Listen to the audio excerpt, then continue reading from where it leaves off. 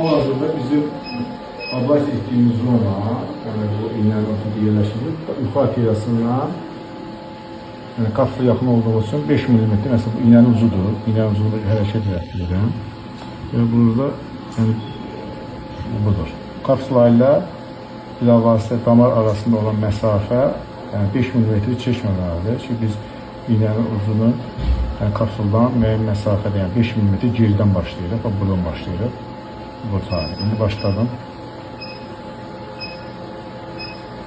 Şu məsafə var. Yəni bu yuxu arteriyası zədələnməsin deyə. Və 10 saniyə saxladıqdan sonra geri çəkilir. Yəni 2 mm, 3 mm geriyə çəkilir. Hər yanda kapasitədə. Biraz geri çəkdim. Geriyə çəkirəm 10 saniyədən bir. Yəni burada istifadə etdiyimiz gərginlik 30 wattdır. Və bir nöqtədə 10 saniyə saxlayırıq. Geri çəkdim. Və bu şəkildə prosedur icra olunur. Ağrı yoxdur ki. У вас есть боль? Нет. У пациента нет боли.